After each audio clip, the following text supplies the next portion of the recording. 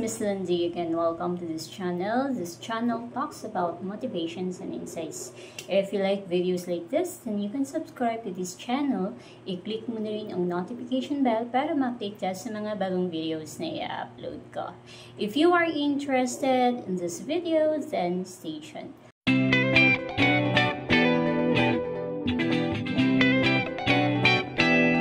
Pag-uusapan natin na naman ngayon yung mga taong tahimik. Why do quiet people can build deeper connection with their friends or sa mga taong nakapaligid sa kanila?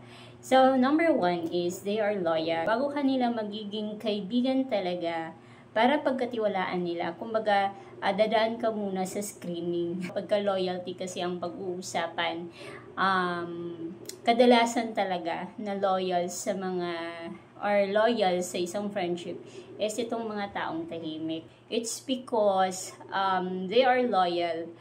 Kaya nakakapag-build sila ng deeper connection than those people who are extrovert. So, number two is kind, no? So, itong mga tahimik na tao, they are very kind. Kung kaya, nakaka-build nga sila ng deeper connection or naglalast yung friendship nila, it's because of their loyalty.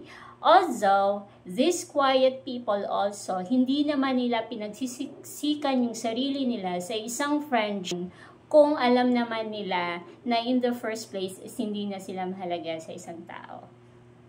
Yun. Number three is they can build deeper connections sa isang friendship. It's because they just have it's because mataas yung kanilang attention span or mas mataas yung span ng kanilang pakikinig.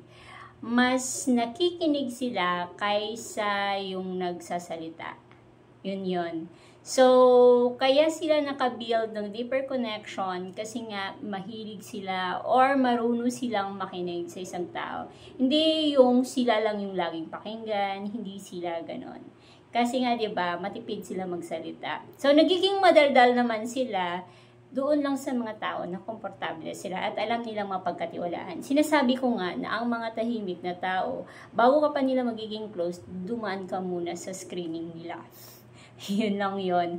Number 4 is, kaya sila nakakapag-build ng deeper connection sa isang friendship. It's because konti lang yung nagiging kaibigan nila. It's, para sa kanila, mas better yung quality kaysa quantity. So, pinipili nila yung quality, kung anong klaseng kaibigan yung magiging kaibigan nila.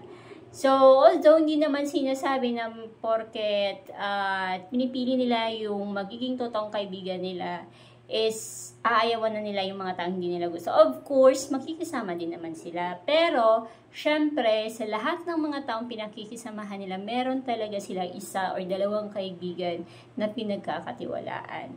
And sila yung mga tao na reserve.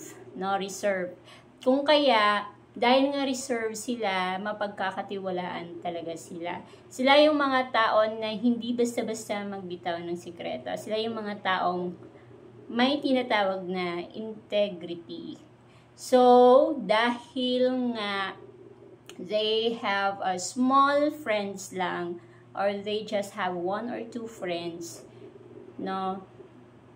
They can build a deeper connection sa isang friendship. Kung halimbawa naman, na-feel naman nila yung isang sitwasyon or na-feel nila na hindi na sila pinapahalagahan, of course, they will set you free naman. Kasi wala sa kanila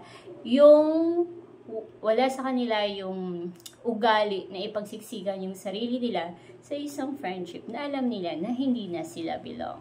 So, bakit ang mga quiet people is nakakapag-build ng mas deeper na connection? Number 1 is because of their loyalty. Number 2 is because of their kindness. Number 3 is because they love to listen or meron silang listening skills talaga. Number 4 is, it is because they just have a small number of friends. konti lang yung mga kaibigan nila. At masasabi mo na yung kaibigan na yon is trusted friends talaga nila. Sa tingin mo, ano kaya ang panglima? Kung meron kang maidagdag sa ilan sa mga reason kung bakit nakakabuild sila ng deeper connection sa isang friendship, you can comment down below. Thank you for watching. This is Miss Lindsay again.